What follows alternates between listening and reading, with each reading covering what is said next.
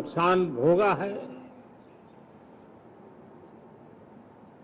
मैं आज उन सब के प्रति अपनी संवेदना व्यक्त करता हूं और मैं उन्हें विश्वास दिलाता हूं कि यह देश इस संकट की घड़ी में उन सब के साथ खड़ा है। मेरे प्यारे देशवासियों, हम जरा आजादी के पहले के वो दिन याद करें। सैकड़ों साल की गुलामी, हर कालखंड संघर्ष का रहा। युवा हो, बुजुर्ग हो, किसान हो, महिला हो, आदिवासी हो, उन्होंने गुलामी के खिलाफ जंग लड़ते रहे, अविरत जंग लड़ते रहे। इतिहास गवाह है कि 1857 के स्वातंत्र संग्राम जिसको हम याद करते हैं, उसके पूर्व भी हमारे देश के कई आदिवासी क्षेत्र थे जहां आजादी का जंग लड़ा जाता था। साथियों, गुलामी का इतना लंबा कालखंड,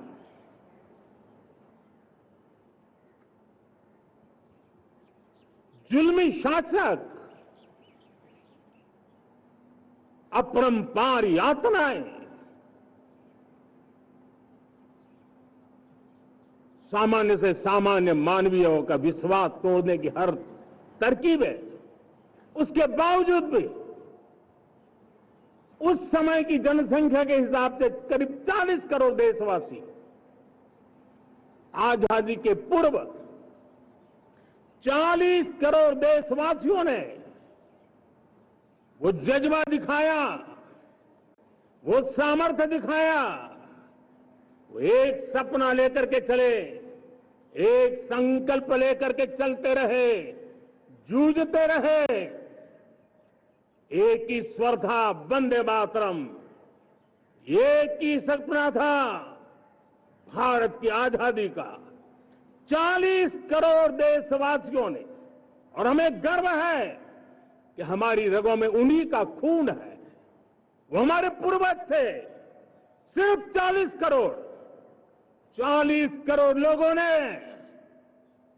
दुनिया की महासत्ता को उखाड़ करके फेंक दिया था, गुलामी की जंजीरों को तोड़ दिया था। अगर हमारे पूर्वज, जिनका खून हमारी रगों में है, आज हम तो 140 करोड़ है। अगर 40 करोड़ गुलामी की बेड़ियों को तोड़ सकते हैं, अगर 40 करोड़ आजादी के सपने को पूर्ण कर सकते हैं, आजादी लेकर के रह सकते हैं, तो 140 करोड़ देश के मेरे नागरिक, 140 करोड़ मेरे परिवारजन अगर संकल्प लेकर के चल पड़ते हैं, एक दिशा निर्धारित करके चल पड़ते हैं, कदम से कदम मिलाकर, कंधे से कंधा मिलाकर अगर चल पड़ते हैं, तो चुनौतियां कितनी भी क्यों ना हो, अभाव की मात्रा कितनी ही तीव्र क्यों ना हो, संसाधनों के लिए जूझने की नौबत हो तो भी हर चुनौती को पार करते हुए हम समृद्ध भारत बना सकते हैं। हम 2047 विकसित भारत का लक्ष्य प्राप्त कर सकते हैं। अगर 40 करोड़ देशवासी अपने पुरुषार्थ से, अपने समर्पण से, अपने त्याग से, अपने बलिदान से आजादी दे सकते हैं, आजाद भारत बना सकते हैं, तो 140 करोड़ देशवासी उसी भाव से समृद्ध भारत भी बना सकते हैं। साथियों, वो एक समय था जब लोग देश के लिए मरने के लिए प्रतिबद्ध थे और आजादी मिली थी। आज ये समय है देश के लिए जीने की प्रतिबद्धता का। अगर देश के लिए मरने की प्रतिबद्धता आजादी दिला सकती है, तो देश के लिए जीने की प्रतिबद्धता समृद्ध भारत भी बना सकती है।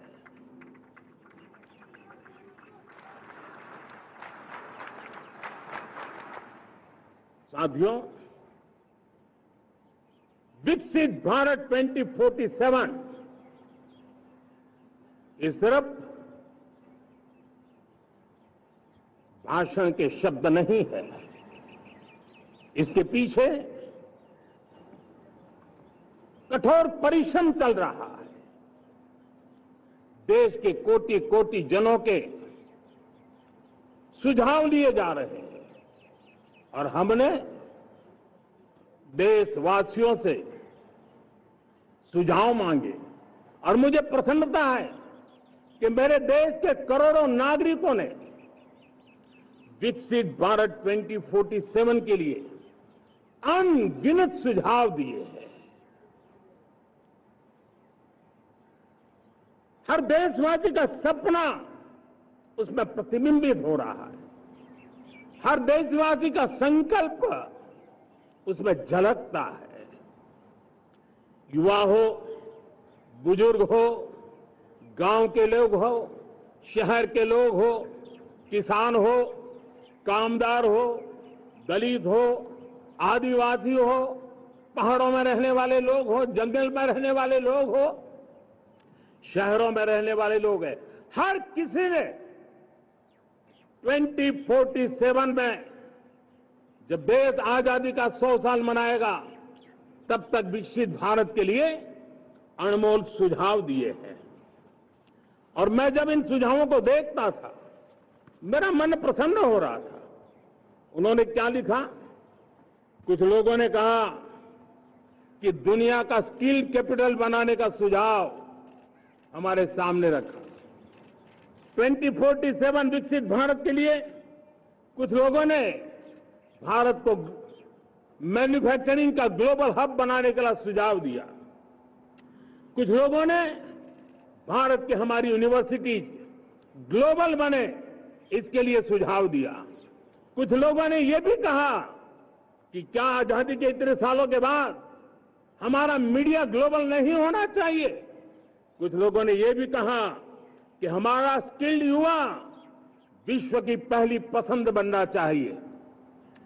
कुछ लोगों ने सुझाव दिया भारत को जल्द से जल्द जीवन के हर क्षेत्र में आत्मनिर्भर बनना चाहिए।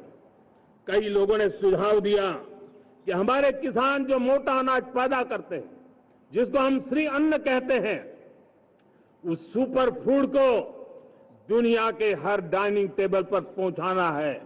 हमें विश्व के पोषण को भी बल देना है और भारत के छोटे किसानों को भी मजबूती देनी है। कई लोगों ने सुझाव दिया कि देश में स्थानीय स्वराज की संस्थाओं से लेकर के अनेक इकाइयां हैं, उन सब में गवर्नेंस के रिफॉर्म की बहुत जरूरत है। कई लोगों ने लिखा कि न्याय के अंदर जो विलंब हो रहा है, उसके प्रति चिंता जाहिर की और यह भी कहा कि हमारे देश में न्याय व्यवस्था में रिफॉर्म की बहुत बड़ी जरूरत है। कई लोगों ने लिखा कि कई ग्रीनफील्ड सिटीज बनाने की अब समय की मांग है। किसी ने बढ़ती हुई प्राकृतिक आपदाओं के बीच शासन प्रशासन में कैपेसिटी बिल्डिंग के लिए एक अभियान चलाने का सुझाव दिया। बहुत सारे लोगों ने यह सपना भी देखा है कि अंतरिक्ष में भारत का स्पेस स्टेशन जल्द से जल्द बनना चाहिए। किसी ने कहा भारत की जो पारंपरिक ट्रेडिशनल मेडिसिन है, हमारी औषधि है, दुनिया जब आज होलिस्टिक हेल्थ केयर की तरफ जा रही है, तब हमें भारत की पारंपरिक औषधियां और वेलनेस हब के रूप में भारत को विकसित करना चाहिए। कोई कहते हैं कि अब देर नहीं होनी चाहिए, भारत जल्द से जल्द दुनिया की तीसरी सबसे बड़ी इकोनॉमी बनना चाहिए। साथियों, मैं इसलिए पढ़ रहा था कि मेरे देशवासियों ने सुझाव दिए, मेरे देश के सामान्य नागरिक ने ये सुझाव हमें दिए हैं। मैं समझता हूं, जब देशवासियों की इतनी विशाल सोच हो, देशवासियों के इतने बड़े सपने हो, देशवासियों की इन बातों में जब संकल्प झलकते हो, तब हमारे भीतर एक नया संकल्प दृढ़ बन जाता है, हमारे मन में आत्मविश्वास नई ऊंचाई पर पहुंच जाता है। और साथियों, देशवासियों का ये भरोसा सिर्फ कोई इंटेलेक्चुअल डिबेट नहीं है, ये भरोसा अनुभव से निकला हुआ है। ये विश्वास लंबे कालखंड के परिश्रम की पैदावार है। और इसलिए देश का सामान्य मानव याद करता है, जब लाल किले से कहा जाता है कि हिंदुस्तान के 18,000 गांवों में समय सीमा में बिजली पहुंचाएंगे और वो काम हो जाता है, तब भरोसा मजबूत हो जाता है। जब ये तय होता है कि आजादी के इतने सालों के बाद भी 2.5 करोड़ परिवार ऐसे हैं जहां बिजली नहीं है, वो अंधेरे में जिंदगी गुजारते हैं, 2.5 करोड़ घरों में बिजली पहुंच जाती है, तब सामान्य मानवीय का भरोसा बढ़ जाता है।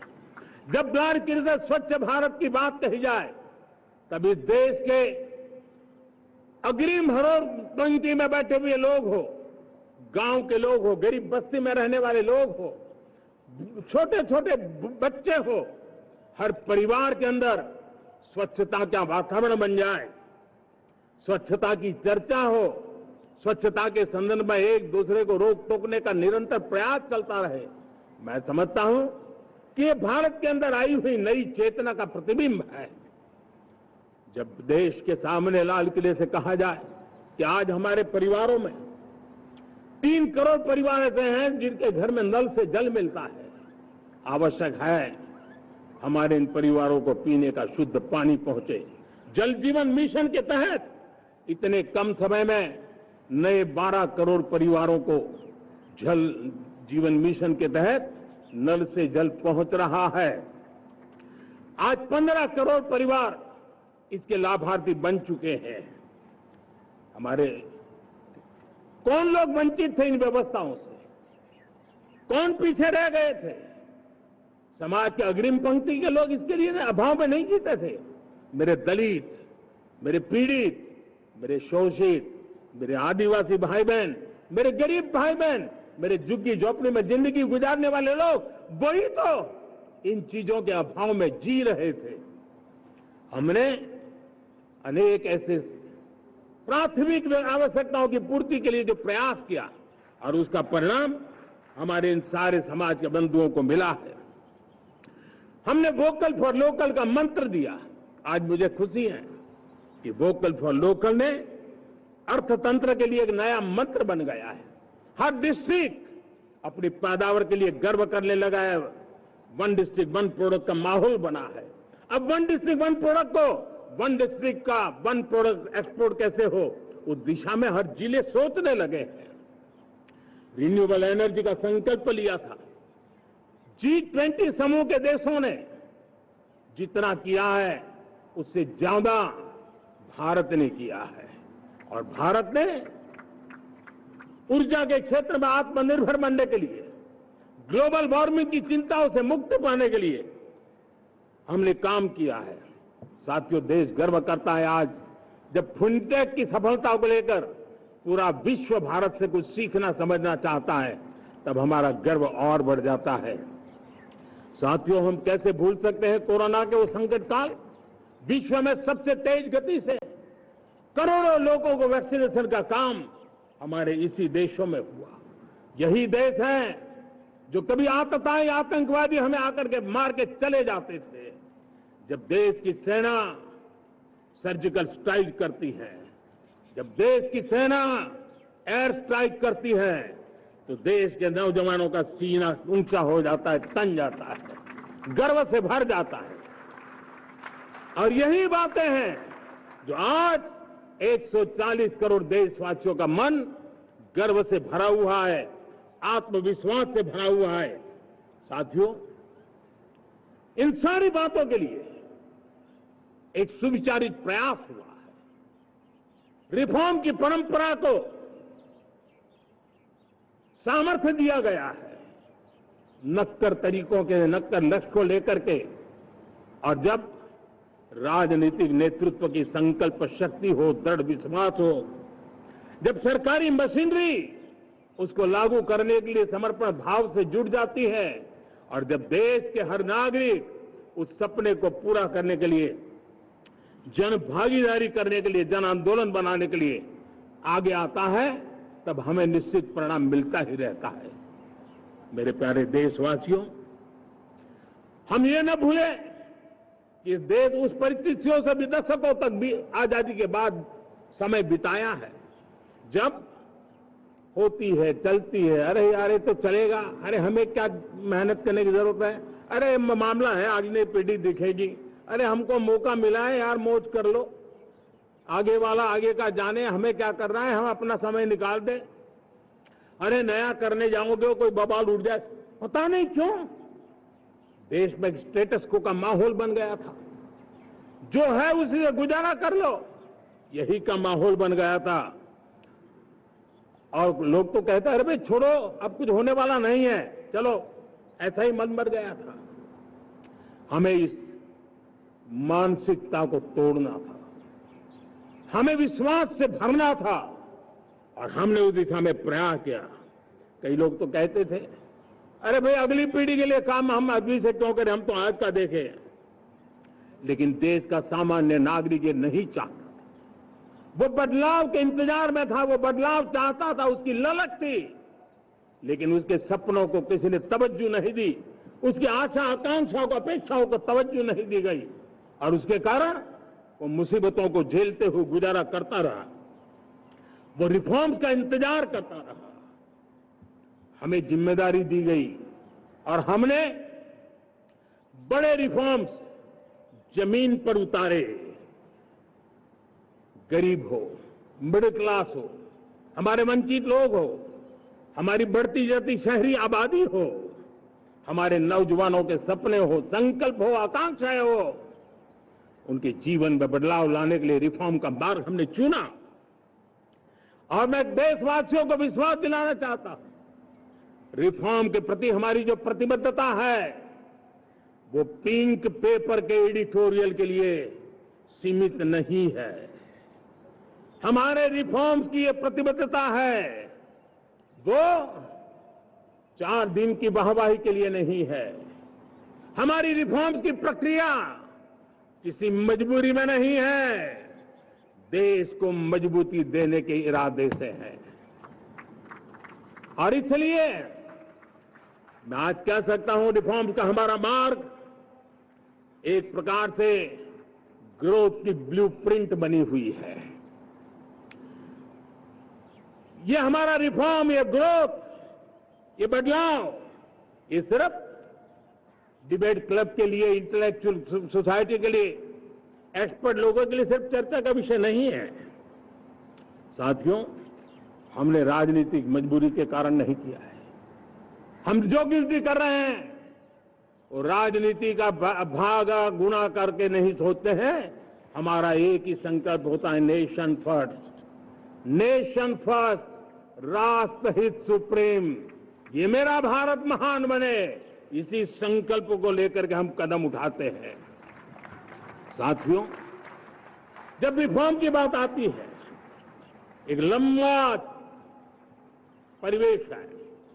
अगर मैं उसकी चर्चा में चला जाऊंगा तो शायद घंटों निकल जाएंगे, लेकिन मैं छोटा सा उदाहरण देना चाहता हूं। बैंकिंग क्षेत्र में जो रिफॉर्म हुआ, आप सोचिए बैंकिंग क्षेत्र का क्या हाल था। न विकास होता था, न विस्तार होता था, न विश्वास बढ़ता था। इतना ही नहीं,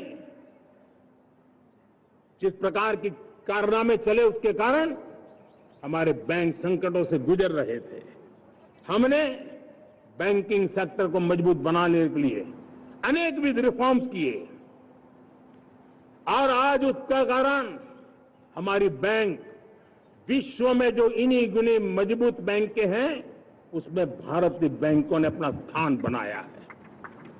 और जब बैंक मजबूत होती है ना, तब फॉर्मल इकोनॉमी की ताकत भी बढ़ती है। जब बैंक की व्यवस्था बन जाती है, तब सामान्य खास करके मध्यम वर्ग के परिवार की जो रिक्वायरमेंट होती है, उसको पूरा करने की सबसे बड़ी ताकत बैंकिंग सेक्टर में होती है। अगर उसको होम लोन चाहिए, उसको व्हीकल का लोन चाहिए, मेरे किसान को ट्रैक्टर के लिए लोन चाहिए, मेरे नौजवानों को स्टार्टअप के लिए लोन चाहिए, मेरे नौजवानों को कभी पढ़ने के लिए, एजुकेशन के लिए लोन चाहिए, किसी को विदेश जाने के लिए लोन चाहिए, ये सारी बातें उसे संभव होती है। मुझे तो खुशी है कि मेरे पशुपालक भी, मेरे मछली पालन करने वाले भाई बहन भी आज बैंकों से लाभ ले रहे हैं। मुझे खुशी है मेरे रेहड़ी पटरी वाले लाखों भाई बहन आज बैंक से साथ जुड़ करके अपनी नई ऊंचाइयों को प्राप्त कर रहे हैं और विकास की दिशा में वो भागीदार बन रहे हैं। हमारे एमएसएमई, हमारे लघु उद्योग के लिए तो बैंक एक सबसे बड़ी सहायक होती है। उसको रोजमर्रा पैसों की जरूरत होती है अपने नित्य मर्जी पर प्रगति के लिए, और उस काम को हमारी मजबूत बैंकों के कारण संभव हुआ है। साथियों, दुर्भाग्य से हमारे देश में आजादी तो मिली, लेकिन लोगों को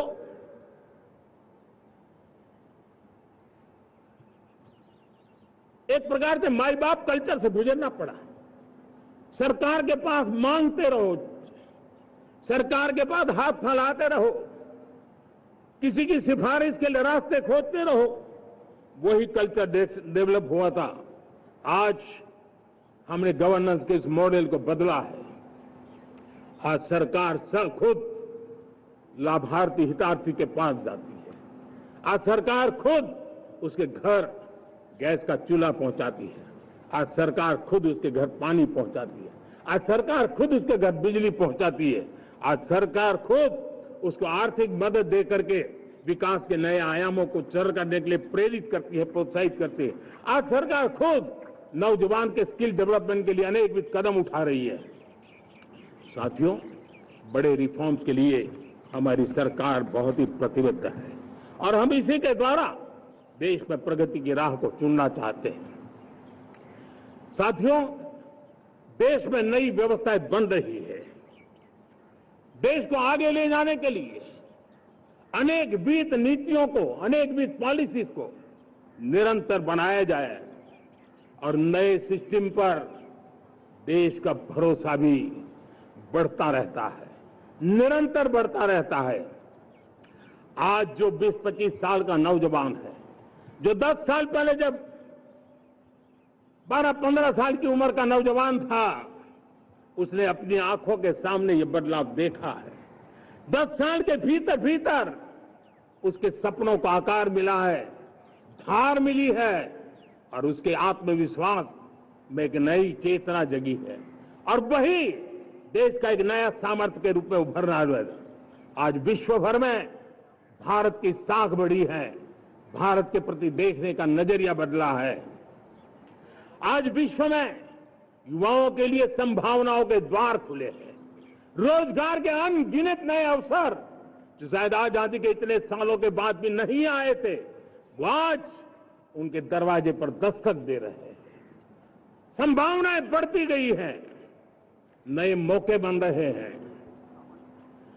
मेरे देश के युवाओं को अब धीरे धीरे चलने का इरादा नहीं है।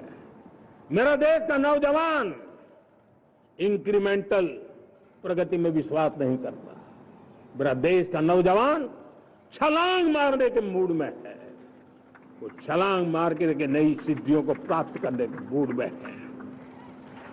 मैं कहना चाहूंगा, भारत के लिए गोल्डन एरा है। वैश्विक परिस्थितियों की तुलना में भी देखें, ये गोल्डन एरा है, ये हमारा स्वर्णिम कालखंड है। मेरे प्यारे देशवासियों, ये अवसर हमें जाने नहीं देना है, ये मौका हमें जाने नहीं देना चाहिए और इसी मौके को पकड़ करके अपने सपने और संकल्पों को लेकर के चल पड़ेंगे तो हम देश की स्वर्णिम भारत की जो अपेक्षा और हमें विकसित भारत का 2047 का लक्ष्य हम पूरा करके रहेंगे। हम सदियों की बेड़ियों को तोड़ करके निकले हैं आज टूरिज्म का क्षेत्र हो, एमएसएमई का क्षेत्र हो, एजुकेशन हो, हेल्थ सेक्टर हो, ट्रांसपोर्ट सेक्टर हो, खेती और किसानी का सेक्टर हो, हर सेक्टर में एक नया आधुनिक सिस्टम बन रहा है। हम विश्व की बेस्ट प्रैक्टिसेस को भी आगे देख रखते हुए हम हमारे देश की परिस्थितियों के अनुसार आगे बढ़ना चाहते हैं। हर सेक्टर में आधुनिकता की जरूरत है, नएपन की जरूरत है, टेक्नोलॉजी को जोड़ने की जरूरत है और हर सेक्टर में हमारी नई नीतियों के कारण इन सारे क्षेत्रों में एक नया सपोर्ट मिल रहा है, नई ताकत मिल रही है।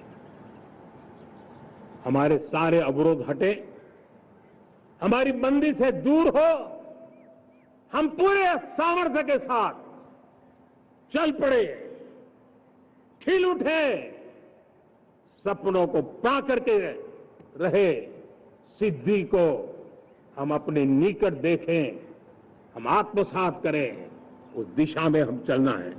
अब आप देखिए कितना बड़ा बदलाव रहा है। मैं एकदम जमीनी स्तर की बात करूं, विमेन सेल्फ हेल्प ग्रुप आज 10 साल में हमारे 10 करोड़ बहनें विमेन सेल्फ हेल्प ग्रुप में जुड़ी है। 10 करोड़ नई बहनें। हमें गर्व हो रहा है कि हमारे सामान्य परिवार की गांव की 10 करोड़ महिलाएं आर्थिक रूप से आत्मनिर्भर बन रही हैं।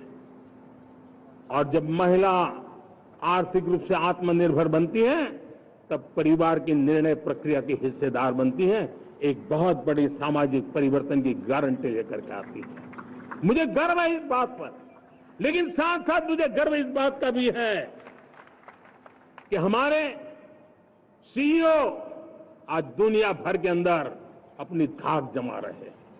भारत के हमारे सीईओ विश्व भर में अपनी धाक जमा रहे हैं। हमारे लिए खुशी की बात है कि एक तरफ मेरे सीईओ दुनिया भर में नाम कमा रहे हैं, भारत का नाम बढ़ा रहे हैं, तो दूसरी तरफ विमेन सेल्फ हेल्प ग्रुप से 1 करोड़ मेरी सामान्य परिवार की माताएं बहनें लखपति दीदी बनती है। मेरे लिए ये भी उतना ही गर्व की बात है। अब हमने सेल्फ हेल्प ग्रुप को 10 लाख रुपए से 20 लाख रुपए देने का निर्णय किया है। अब तक 9 लाख करोड़ रुपए बैंकों के माध्यम से हमारे इन विमेन सेल्फ हेल्प ग्रुप को मिले हैं और जिसकी मदद से वो अपने अनेकविध कामों को बढ़ावा रहे हैं। मेरे साथियों, मेरे नौजवान इस तरफ ध्यान दें। स्पेस सेक्टर एक फ्यूचर है हमारे साथ जुड़ा हुआ, एक महत्वपूर्ण पहलू है, हम उस पर भी बल दे रहे हैं। हमने स्पेस सेक्टर में बहुत रिफॉर्म किए हैं। जिन बंधनों में हमने स्पेस सेक्टर को बांध के रखा था, उसे हमने खोल दिया है। आज सैकड़ों स्टार्टअप्स स्पेस के सेक्टर में आ रहे हैं। वाइब्रेंट बनता जाता हमारा स्पेस सेक्टर भारत को एक शक्तिशाली राष्ट्र बनाने का एक महत्वपूर्ण अंग है और हम इसको दूर की सोच के साथ मजबूती दे रहे हैं। आज private satellite, private rocket launch हो रहे हैं। ये गर्व की बात है। आज मैं कह सकता हूं, जब नीति सही होती है, नियत सही होती है और पूर्ण समर्पण से राष्ट्र का कल्याण यही मंत्र होता है, तो निश्चित परिणाम हम प्राप्त करके रहते हैं। मेरे प्यारे देशवासियों, आज देश में नए अवसर बने, तब मैं कह सकता हूं 2 चीजें और हुई जिसने विकास को एक गति दी है, विकास को एक नई छलांग दी है। और ये है, पहला है आधुनिक इंफ्रास्ट्रक्चर का निर्माण। हमने इंफ्रास्ट्रक्चर को आधुनिक बनाने की दिशा में बहुत बड़े कदम उठाए हैं और दूसरी तरफ सामान्य मानवीय के जीवन में जो बाधाएं हैं, ईज ऑफ लिविंग का हमारा जो सपना है, उस पर भी हमने उतना ही बल दिया है।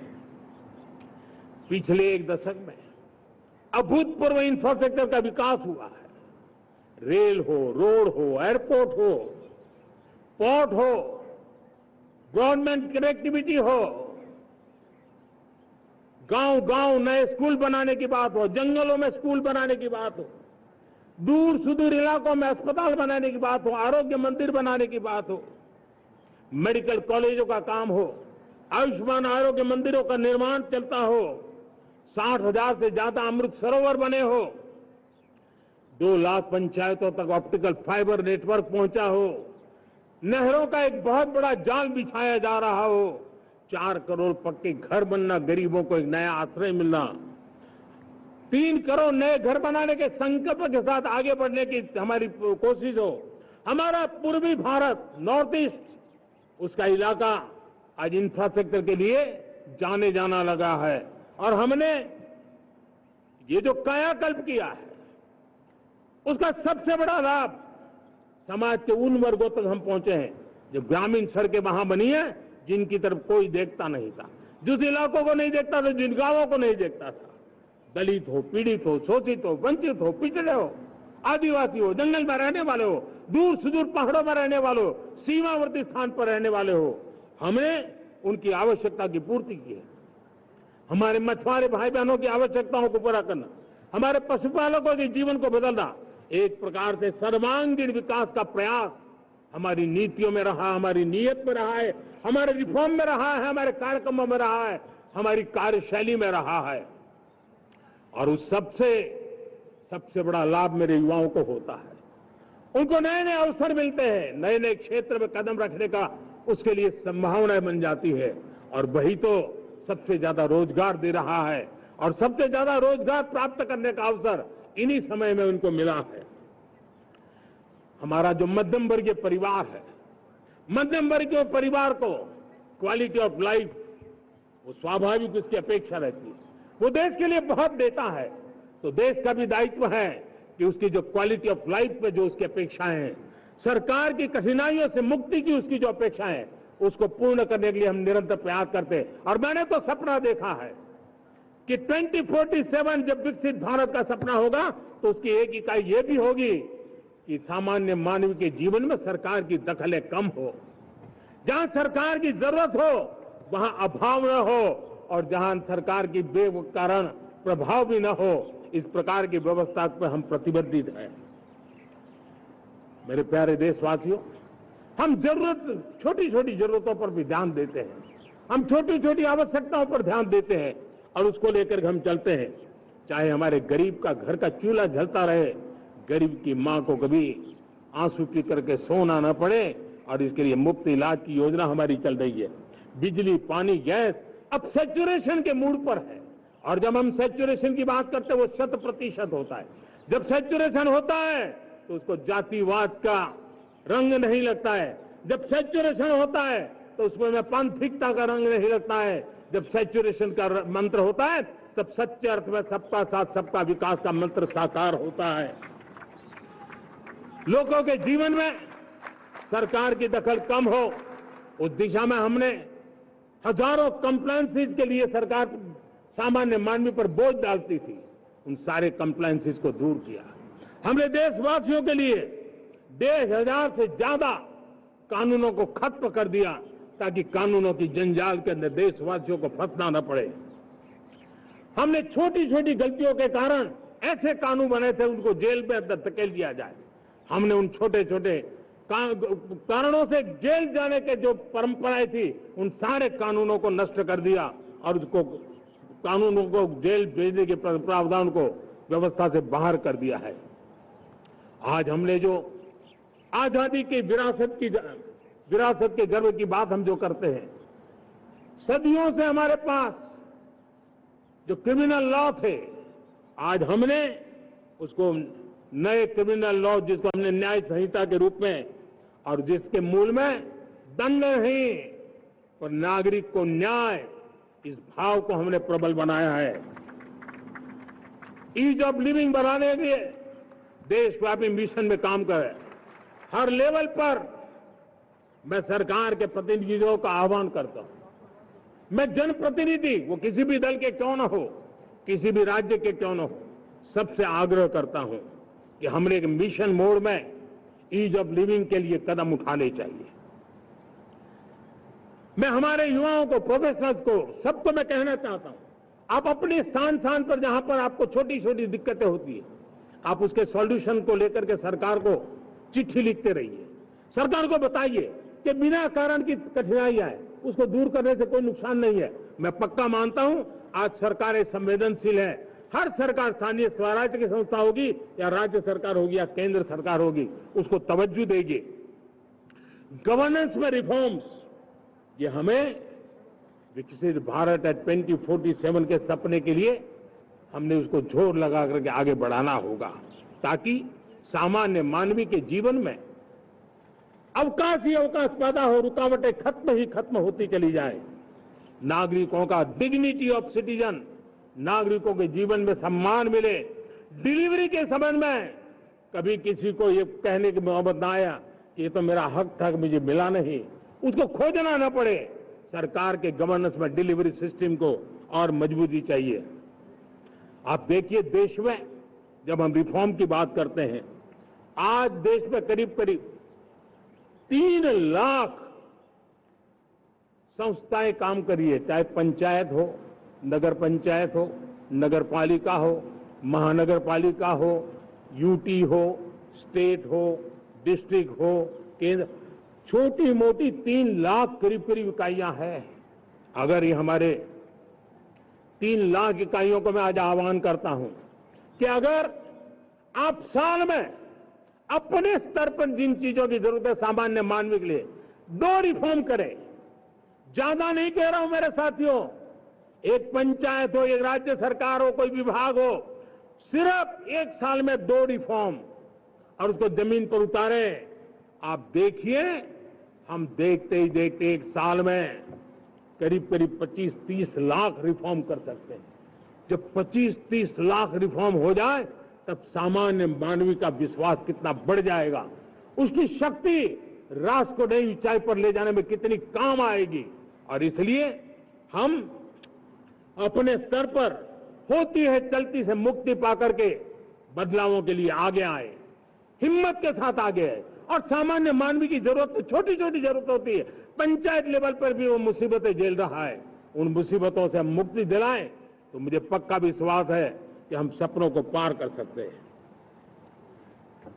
मेरे प्यारे देशवासियों, आज देश आकांक्षाओं से भरा हुआ है। हमारे देश का नौजवान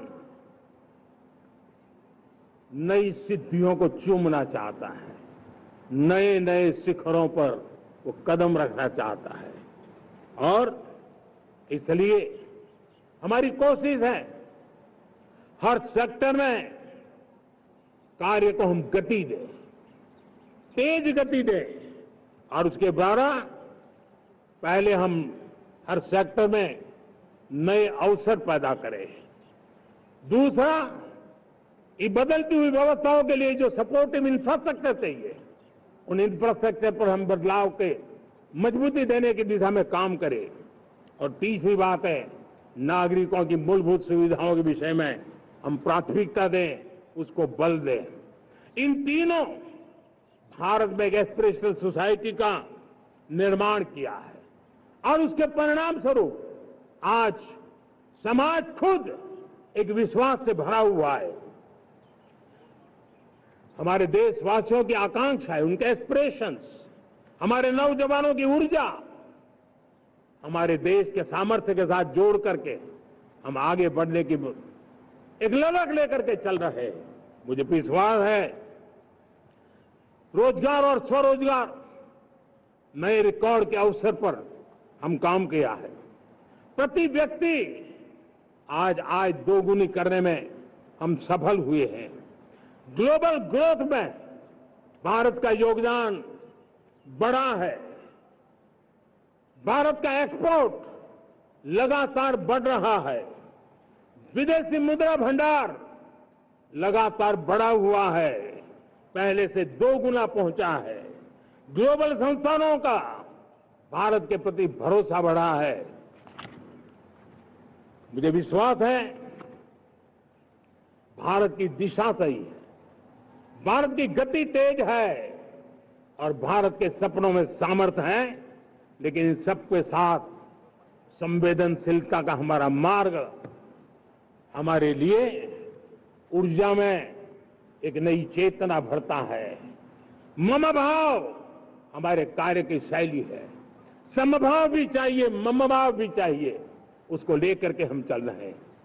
साथियों, मैं जब कोरोना काल को याद करता हूं, कोरोना की वैश्विक महामारी के बीच सबसे तेजी से इकोनॉमी को बेहतर बनाने वाला कोई देश है तो वो देश भारत है।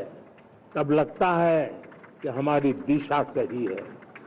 जब जात पात मत पंथ ऊपर उठकर हर घर तिरंगा फहराया जाता है, तब लगता है देश की दिशा सही है।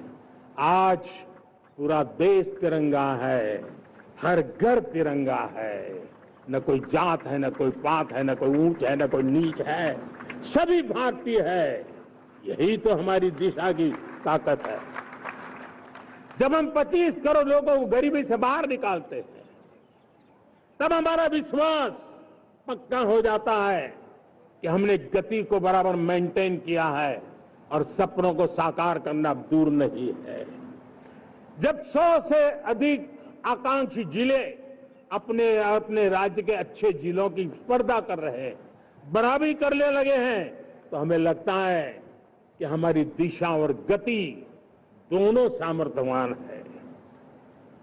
जब हमारे उन आदिवासी साथियों को वो मदद मिलती है, पीएम जनमन के द्वारा उनको जो योजनाएं पहुंची थी, आबादी बहुत छोटी है लेकिन बहुत दूर सुदूर इलाकों में छुटपुट परिवार रहते हैं, हमने उनको खोज के निकाला है, उनके लिए चिंता की है।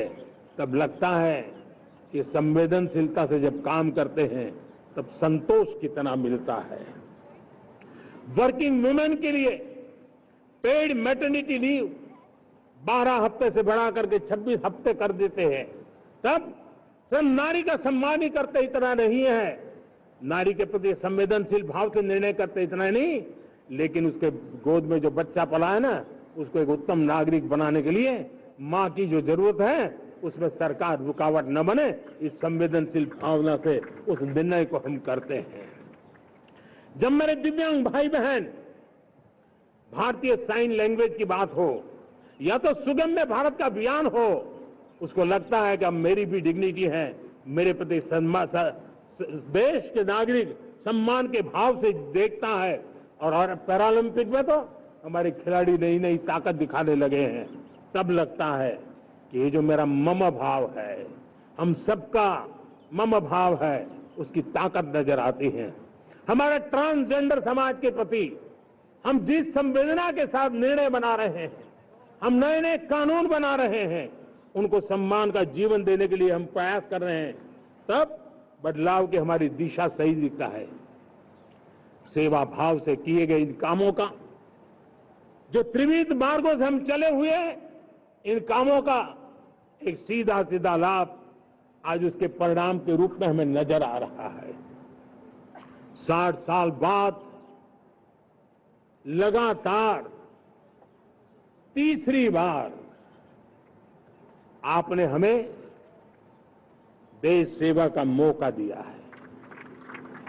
मेरे 140 करोड़ देशवासी, आपने जो आशीर्वाद दिए हैं, उस आशीर्वाद में मेरे लिए एक ही संदेश है, जन जन की सेवा, हर परिवार की सेवा, हर क्षेत्र की सेवा और सेवा भाव से समाज की शक्ति को साथ लेकर के विकास की नई ऊंचाइयों पर पहुंचना। 2047 विकसित भारत के सपने को लेकर के चलना, उसी एक संदेश को लेकर मैं आज लाल किले की प्राचीर से हमें आशीर्वाद देने के लिए मैं कोटि कोटि देशवासियों का सर झुका करके आभार व्यक्त करता हूं। मैं उनके प्रति नतमस्तक होता हूं और मैं उनको विश्वास दिलाता हूं कि हमें नई ऊंचाइयों को नए जोश के साथ आगे बढ़ना है। हमें सिर्फ जो हो गया है वो संतोष मान करके बैठने वाले हम लोग नहीं हैं, वो हमारे संस्कार में नहीं है। हम कुछ और करने के लिए, कुछ और आगे बढ़ने के लिए और कुछ और नई ऊंचाइयों को पार करने के लिए हम आगे बढ़ना चाहते हैं। विकास को, समृद्धि को, सपनों को साकार करने को, संकल्पों को लिए जीवन खपाने को हम अपना स्वभाव बनाना चाहते हैं, देशवासियों का स्वभाव बनाना चाहते हैं। मेरे प्यारे देशवासियों, आज नई शिक्षा नीति बहुतेक मात्रा में कई राज्यों ने उसको अच्छा इनिशिएटिव लिए हैं और उसके कारण आज एक 21वीं सदी के अनुरूप हमारी शिक्षा व्यवस्था को जो हम बल देना चाहते हैं और विकसित भारत के सपने के लिए जिस प्रकार से मानव समूह तैयार करना चाहते हैं, नई शिक्षा नीति बहुत बड़ी भूमिका अदा। मैं नहीं चाहता हूं कि मेरे देश के नौजवानों को अब विदेशों में पढ़ने के लिए मजबूर होना पड़े। मध्यम वर्गीय परिवार के लाखों करोड़ों रुपया बच्चों को विदेश पढ़ने के लिए भेजने में खर्च हो जाए। हम यहां ऐसी शिक्षा व्यवस्था का विकसित करना चाहते हैं कि मेरे देश के नौजवानों को विदेश जाना न पड़े, मेरे मध्यम वर्गीय परिवारों को लाखों करोड़ रुपया खर्च करना न पड़े। इतना ही नहीं, ऐसे संस्थान निर्माण हो ताकि विदेशों से लोग भारत के अंदर उनका मुंह मोड़े। अभी अभी हमने बिहार का हमारा गौरवप्रद इतिहास रहा है, नालंदा यूनिवर्सिटी का पुनर्निर्माण किया है। फिर से एक बार नालंदा यूनिवर्सिटी काम करना शुरू कर दिया है, लेकिन हमें शिक्षा के क्षेत्र में फिर से एक बार सदियों पुराने उस नालंदा स्पिरिट को जगाना होगा, उस नालंदा स्पिरिट को जीना होगा, उस नालंदा स्पिरिट को लेकर के बड़े विश्वास के साथ विश्व की ज्ञान की परंपराओं को नई चेतना देने का काम हमें करना होगा। मुझे पूरा विश्वास है कि नई शिक्षा नीति ने मातृभाषा पर बल दिया है। मैं राज्य सरकारों से कहूंगा, मैं देश की सभी संस्थानों से कहूंगा कि भाषा के कारण हमारे देश की टैलेंट को रुकावट नहीं आनी चाहिए, भाषा अवरुद्ध नहीं होनी चाहिए। मातृभाषा का सामर्थ्य हमारे देश के छोटे छोटे गरीब से गरीब मां के बेटे को भी सपने पूरा करने का ताकत देता है। और इसलिए हमने हमारी मातृभाषा में पढ़ाई, जीवन में मातृभाषा का स्थान, परिवार में मातृभाषा का स्थान, उसकी ओर हमें बल देना होगा। मेरे प्यारे देशवासियों, जिस प्रकार से आज विश्व का में बदलाव नजर आ रहा है और तब जाकर के स्किल का महत्व बहुत बढ़ गया है और हम स्किल को और नई एक ताकत देना चाहते हैं। हम इंडस्ट्री 4.0 को ध्यान में रख करके हम स्किल डेवलपमेंट चाहते हैं। हम जीवन के हर क्षेत्र में, हम एग्रीकल्चर सेक्टर में भी कैपेसिटी बिल्डिंग करके देने के लिए स्किल डेवलपमेंट चाहते हैं। हम तो हमारा सफाई का क्षेत्र हो, उसमें भी एक नए स्किल डेवलपमेंट की ओर बल देना चाहते हैं। और हम स्किल इंडिया प्रोग्राम को बहुत व्यापक रूप से इस बार लेकर के आए हैं। बजट में भी इसका बहुत बड़ा, इस बजट में इंटर्नशिप को भी हमने बल दिया है ताकि हमारे नौजवानों को एक एक्सपीरियंस मिले, उनकी कैपेसिटी बिल्डिंग हो और बाजार में उनका ताकत दिखाई दे। उस प्रकार से मैं स्किल युवाओं को तैयार करना चाहता हूं।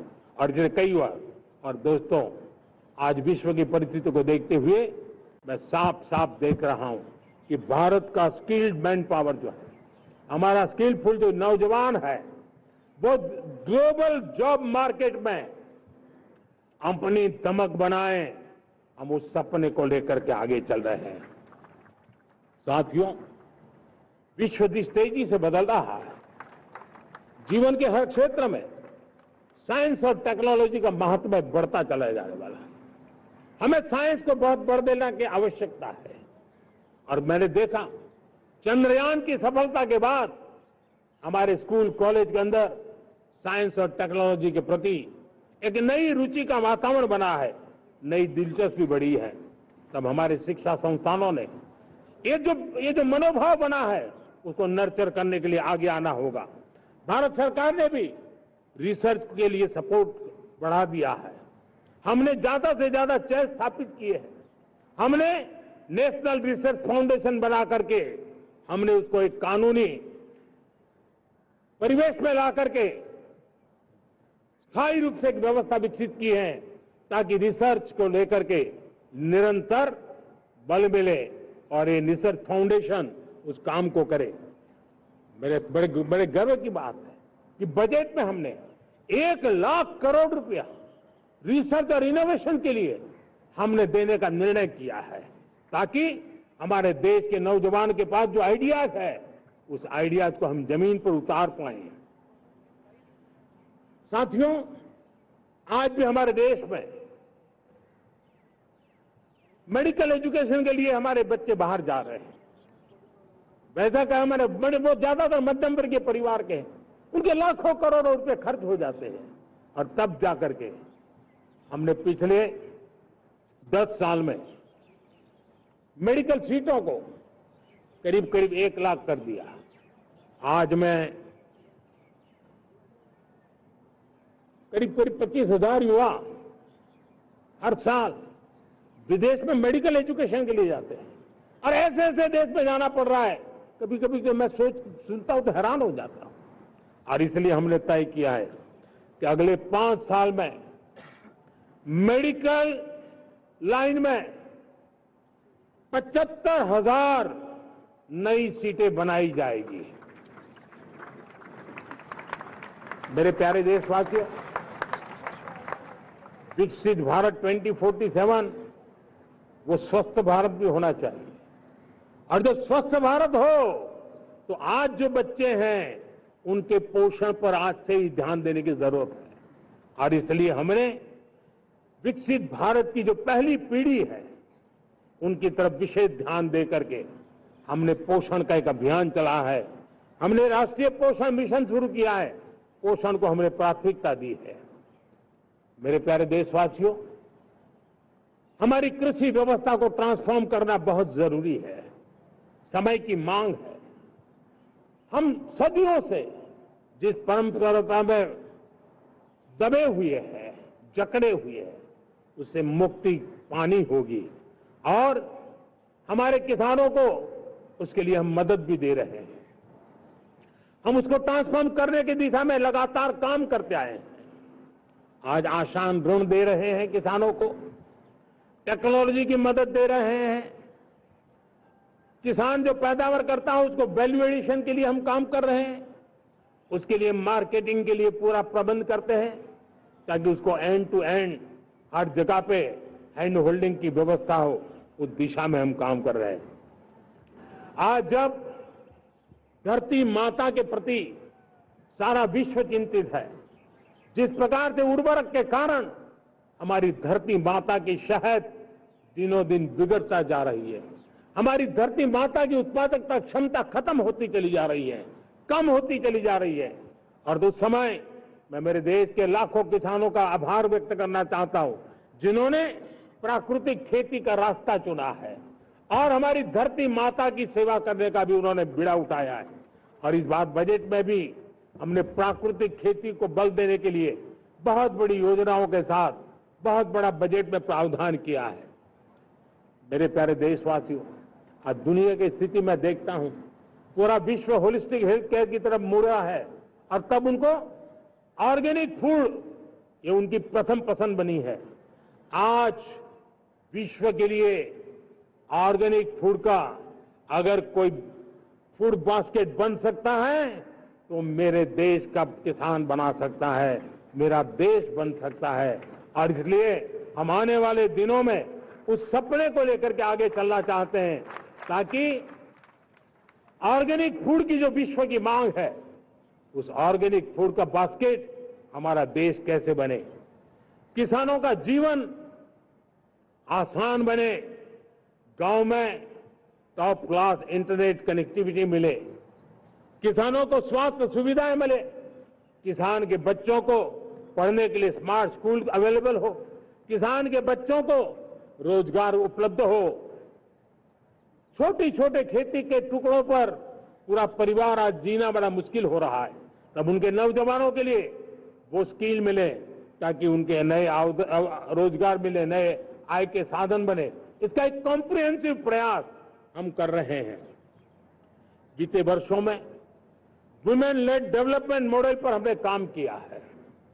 इनोवेशन हो, एम्प्लॉयमेंट हो, एंटरप्रेन्योरशिप हो, हर सेक्टर में महिलाओं के कदम बढ़ते जा रहे हैं। महिलाएं सिर्फ भागीदारी बढ़ा रही है ऐसा नहीं, महिलाएं नेतृत्व दे रही है। आज अनेक क्षेत्रों में, आज हमारे रक्षा क्षेत्र में देखिए, हमारा एयरफोर्स हो, हमारी आर्मी हो, हमारी नेवी हो, हमारा स्पेस सेक्टर हो, आज हमारी महिलाओं का हम दमखम देख रहे हैं देश के लिए। लेकिन दूसरी तरफ कुछ चिंता की बातें भी आती हैं और मैं आज लाल किले से फिर बार एक अपनी पीड़ा व्यक्त करना चाहता हूं।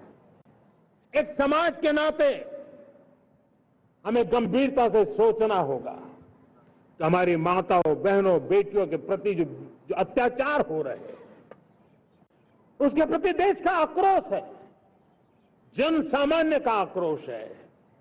इस आक्रोश को मैं महसूस कर रहा हूं।